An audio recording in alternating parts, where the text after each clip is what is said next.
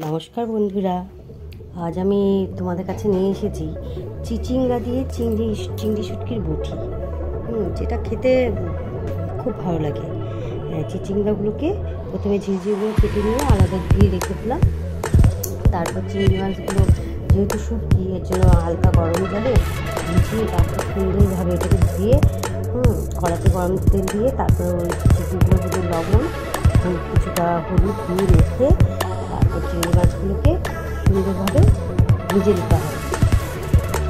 ভেজে নিয়ে তারপর ওগুলোকে একটু লাল লাল যখন হবে নেড়ে চেড়ে ভেজে টেজে তারপর ওটাকে আলাদা ভাজা হয়ে গেলে আলাদা তুলে রেখে তারপর ওগুলোকে আলাদা একটা পাত্রের মধ্যে সরিয়ে রেখে কিছুক্ষণ তেলটাকে আরেকটু তারপর গরম করে ওর মধ্যে ফোড়ন দিয়ে আর কিছুটা পেঁয়াজ কুচি ওই তেলের মধ্যে দিয়ে তারপর পেঁয়াজটা দিয়ে তাকে সুন্দরভাবে নেড়ে চেড়ে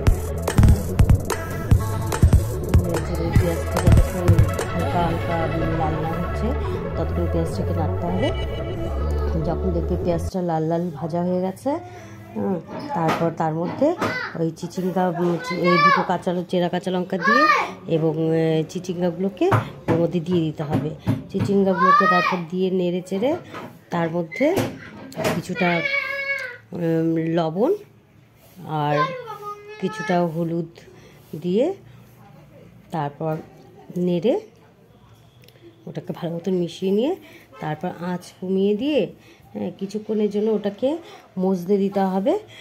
ঢাকা দিয়ে রেখে দিলাম। তারপর কিছুক্ষণ পর আবার ঢাকা খুলে দেখলাম যে ওটা কিছুটা মজে গেছে এবং খুন্তি দিয়ে দেখতে হবে নরম হয়েছে কিনা। আর একটু হবে, আর একটু বাকি আছে।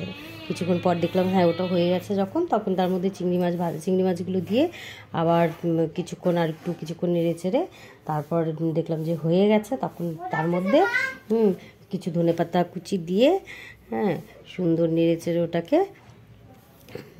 আলাদা একটা পাত্রে সুন্দরভাবে সাজিয়ে দিতে হবে।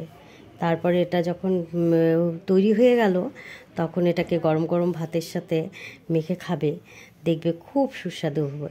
এইভাবেই আমি আমার চিংড়ি আর চিচিঙ্গার বটিটা বানিয়েছি।